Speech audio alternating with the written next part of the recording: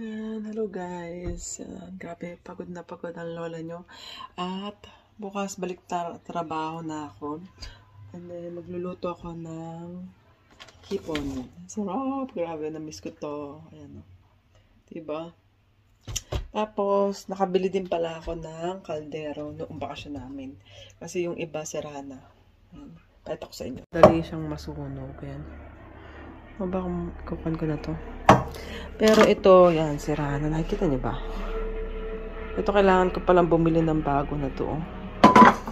Tapos, ito, sobrang tagal na rin kasi. Ayan, nakikita niyo ba? Ayan. Pumunta akong bumili ng ganito kaliit. Pagbalik na lang, babalik naman kami dun sa August. Ayan. So, ito tapon na. Para mabuksan na. Sobrang tagal na kasi na to. Ayan, nakabili na ng bago. Yung mga nabili kong bago, guys. So, IKEA. Sa IKEA ko siya nabili. Induction to. Made in China. Diba, brand new. Ay, meron pala. Ay, sa setup pa yung takip na to. Ayan. Itong bago to, guys. Tingnan natin kung maganda din ang quality. Tapos, ito. Sa IKEA din to, guys. Diba? Mga induction, syempre.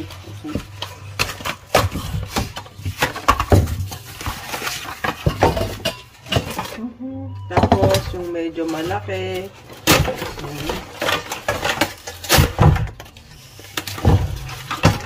Wow. Then, ito. Para sa cupcake. Diba? Brand new. Actually, linisin ko lang ito. And itong aking ulamin. Tapos, ang lalaki pa na to. Grabe. Ayun na.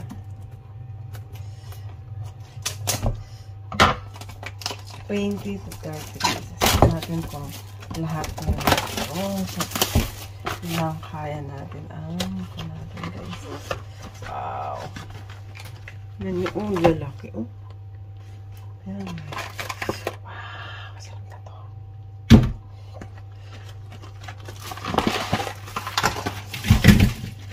Sabi na gusto ko seafood ah. Uy.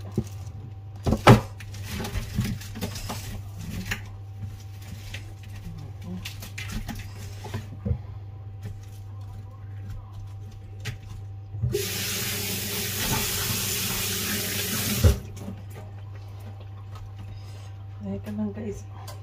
Masyadong marami. So, ito.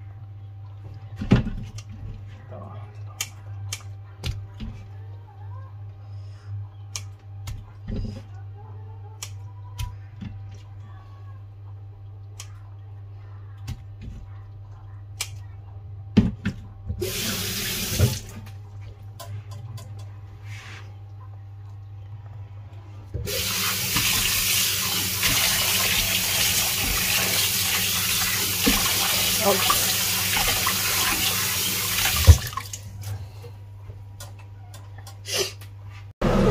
Puno na ang ating tubig. Lagyan natin ngayon ito. Beans na harap. Yes, ang lalagyan natin ito.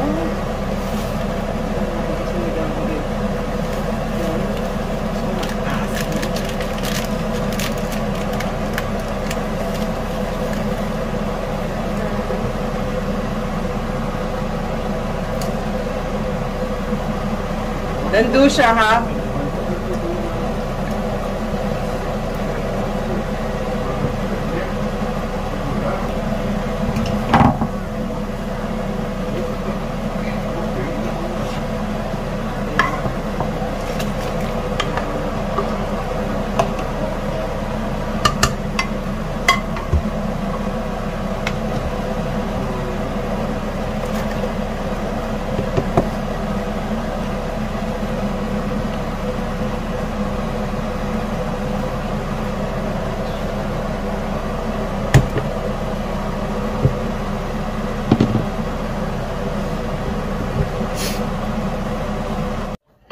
So guys, ito na yung ating sinampalukang hipon.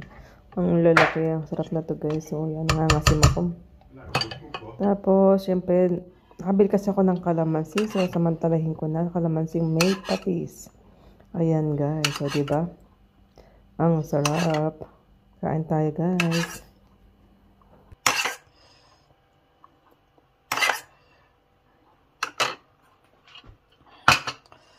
So, ito naman yung isa pang nabili kong shrimp. 2 to 4 kilo. Nasa 200 plus to eh. First time kong bumili na to guys. Ayan o. Nabuksan ko na siya. Ayan. Frozen pa kasi. Ilang bang piraso to. Grabe. Ang laki oh. Ayan. Tikman lang natin ba. Diba? Deserve naman natin pag nagtatrabaho tayo. Grabe. Ang laki oh. Sarap. So, ito guys, kinabukasan na to. Ito na lang kasi natira sabaw. So, konting laman na lang, isang laman na lang pala natira. So, sayang naman yung sabaw. So, ilalagay ko yung dalawang malaki. 4 yung laman noong malalaking hipon. Hipon ba to? Lobster. Diba? Ang lusog na to guys. Grabe.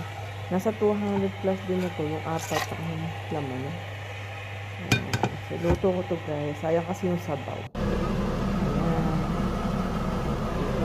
Ready to cook na tayo guys. Kain tayo.